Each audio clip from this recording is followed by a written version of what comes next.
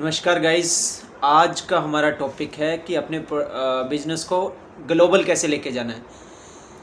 मैं आपको step by step बताऊंगा ग्लोबल मार्केट में हमें कैसे जाना। देखिए, अगर आप इंडियन मार्केट को ट्रैक कर रहे हैं, काफ़ी अच्छा आपका बिजनेस इंडियन मार्केट में बूम कर चुका है, लोकल मार्केट्स को ग्रैब कर चुका है, तो आपको नीड है एक्सपेंशन की, आपको नीड है ग्लोबल मार्केट में उतरने की। Global market in the sense दूसरे देशों में अपना मटेरियल भेजना।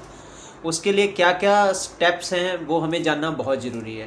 देखिए, सबसे पहले आपको प्रोडक्ट सेलेक्ट करने पड़ेंगे, कौन कौन से प्रोडक्ट को आप इंटरनेशनल मार्केट में लेके जा रहे हो।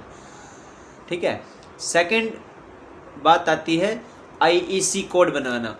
IEC in the sense import export code बनवाना पड़ेगा आपको। ठीक है। तीसरा आता है हमारा मार्केट रिसर्च। आपको मार्केट की रिसर्च करनी पड़ेगी कि कौन से देश में उस चीज़ की सबसे ज़्यादा डिमांड है।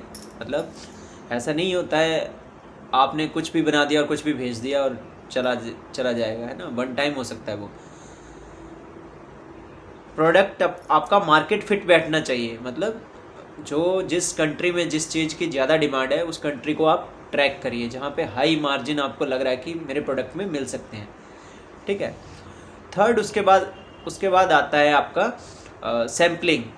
आपने कर लिया, फिर सैंपल वगैरह प्रिपेयर कर लीजिए, डॉक्यूमेंटेशन रेडी होगा, क्योंकि सामने वाली कंट्री से जब आप टाई अप्स करते हैं या सैम्पलिंग रेडी रखिए। उससे पहले आपको जो मार्केट के B2B प्लेयर्स हैं उनसे कनेक्ट होना बहुत ज़रूरी है। B2B इन द सेंस जैसे अलीबाबा हो गया, ये इंटरनेशनल प्लेयर है B2B का, है ना। इंडिया मार्ट, ट्रेड इंडिया, ये भी B2B प्लेटफॉर्म्स हैं। उसके बाद आपको सैम्पलिंग के लिए प्रोडक्ट रेडी करने पड़ेंगे।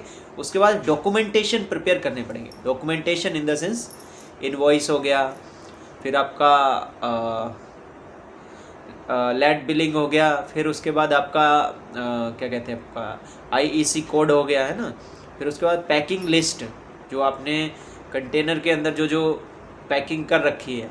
ऐसा तो नहीं आप टोकरी में डाल के मटेरियल दे रहे हो। आपको जब इंटरनेशनल मार्केट में जा रहे हो तो एक कंटेनर भर भर के जाते हैं, जैसा भी सामने वाली पार्टी ने डिमांड करी है। ठीक है। डॉक्यूमेंटेशन प्रिपेयर हो गए। उसके बाद आपको नेक्स्ट आपका प्रोडक्ट है शिपिंग और फ्रीट चार्जेस देखने हैं कि कौन सी कंट्री में शिपिंग या कुरियर पार्टनर्स हैं, कौन कौन से अवेलेबल है। जैसे DTDC हो गया, है ना। ये क्या कहते हैं, कुछ इंटरनेशनल फ़्लाइट्स के थ्रू भी होते हैं, बट ज़्यादातर जो होता है ना समुद्री शिप के थ्रू होता है, ये व्यापार होता है जो। तो आपको वो फाइंड आउट करने हैं पार्टनर्स जो अफोर्डेबल रेट में आपकी जो शिपिंग है उसको सामने दूसरी कंट्री में पहुंचा सके। ठीक है। सबसे बड़ी बात आती है, देखिए, इंटरनेशनल मार्केट में घुसना टफ नहीं है। एक बार आप स्टडी करोगे तो जाहिर सी बात है हर प्रॉब्लम का सोल्यूशन होता है। सबसे इम्पोर्टेंट चीज़ होती है आपके प्रोडक्ट की क्वालिटी और कंसिस्टेंसी मेंटेन रखना क्वालिटी में। ठीक है।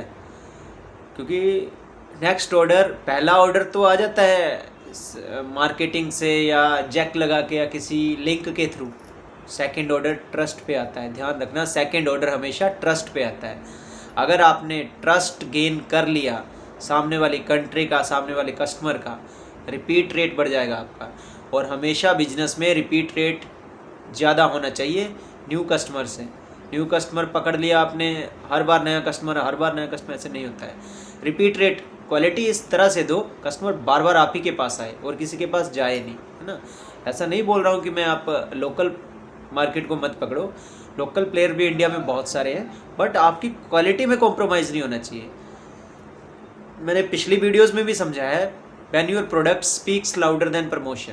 जब आपका प्रोडक्ट है प्रमोशन से ज़्यादा बोलने लग जाए, वही क्वालिटी है। योर कस्टमर्स एक्सपेक्टेशन, कस्टमर ने जो मांगा आपने वो दे दिया, वही क्वालिटी है। तो इस क्वालिटी को कंसिस्टेंसी से मेंटेन रखना, लगातार उसको सस्टेन करके रखना, है ना।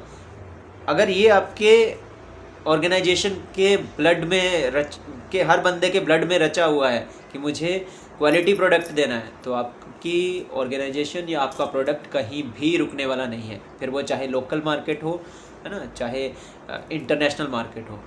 तो आई होप आपको आज की इस वीडियो में काफ़ी कुछ समझ आया होगा। देखिए, ऐसे टॉपिक्स हैं बेसिकली बहुत कम लोग बताते हैं, मेरा ये मानना है कि इंडिया नीड फाउंडर्स, इंडिया को फाउंडर्स की ज़रूरत है। हमें एक दूसरे को सपोर्ट करना चाहिए। ऐसा नहीं है कि मैं बता रहा हूँ तो मेरा बिजनेस ख़त्म हो जाएगा, कोई दूसरा कर लेगा, नहीं, सबको बराबर अधिकार है। इसलिए चैनल को ऐसी ही और वीडियोज़ के लिए चैनल को लगातार सब्सक्राइब, लाइक, शेयर करें। धन्यवाद।